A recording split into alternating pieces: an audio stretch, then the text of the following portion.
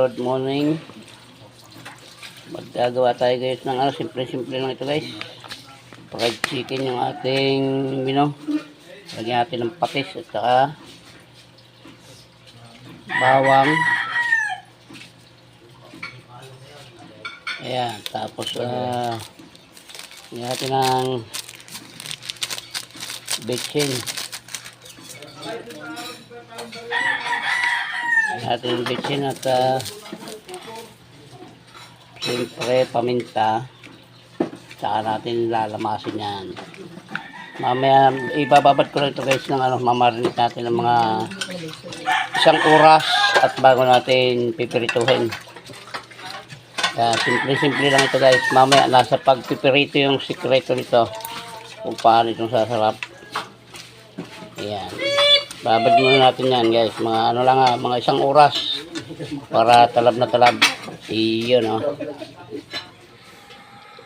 ito na guys yung ating binabad or minarinate na manok. Ipiprito na natin.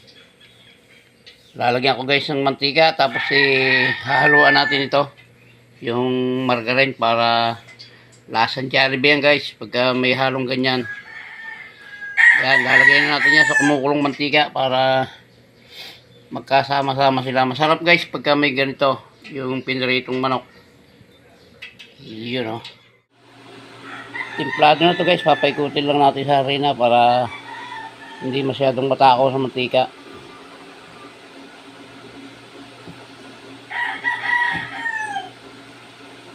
Yun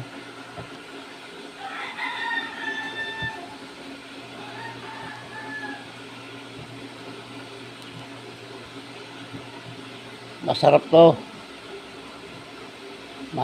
Siya, hindi natutuyot yung manok. Oily siya guys, oily. Yan guys yung ating yan na yung ating mantika kumukulunan. Lagay ko na rin yung star margarine. Hayaan lang natin matunaw muna yan at mainit na mainit bago natin isalang yung ating manok na gagawing fried chicken. Yan guys ang sekreto ng mala Jollibee ang lasa. Lagyan nyo ng star margarine or margarine yung yung mantika na gagamitin nyo. Manunuot sa yan. Saka hindi siya madadry, hindi madadry yung manok. So papaikutin muna natin guys yan sa harina. Yan guys, kinalang ko na yung ating manok. Hindi yan, hindi masyadong malakas yung apoy. Mahina lang siya para hindi mabigla. Para pati loob luto-luto. Yun pwede rin takpan natin yan para lutong-luto talaga siya. Ayan, hayaan na natin yan dyan guys. Ayan guys, unti-unti na nag-iiba ang kulay. Yan, maganda magiging luto niyan. Mahinang-mahina lang yung apoy nito guys. Hindi siya naka lang siya, naka-low yung kalan. Kaya lutong-luto sigurado yung loob nito. Maya-maya guys, babalik rin na natin yan. Masarap ito yung may ganito. Parang talaga siya. Puwera-bero. Parang Jollibee ang lasa nito guys. Babalik na natin guys. At pag medyo hilaw pa, babalik na rin natin mamaya. Para lang magpantay yung kanyang luto. Ayan, konti-konti na lang. Maluluto na rin ito. Babalik na rin natin mamaya. Pagkakuan. Yan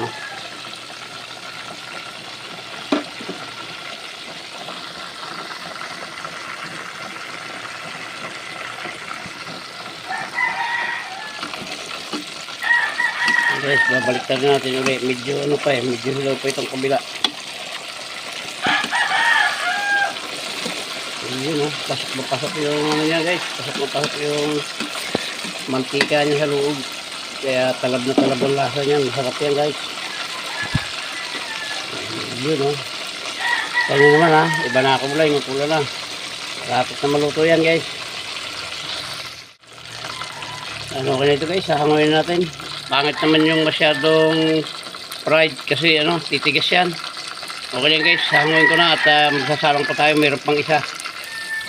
Yan, yung isa pa 2 pitso yan, sa 1 wings. Yan yun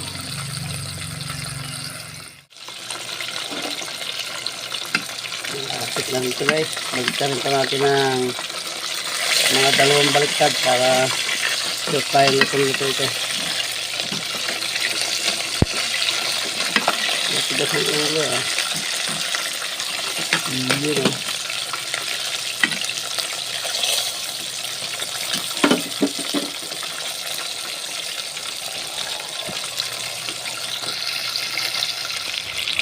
Ayan na guys, luto na ito. Hanggang dito na lang po yung vlog natin na ito na pagluluto ng fried chicken. Ayan, muli po ay maraming salamat po sa inyong lahat. Sa lahat po ng umabot sa dulo ng vlog na ito ng pagluluto ng fried chicken ay maraming salamat po. At hanggang dito na lang po, mabuhay po kayo at mabuhay tayo lahat. Salamat po, bye bye na po. I love you all.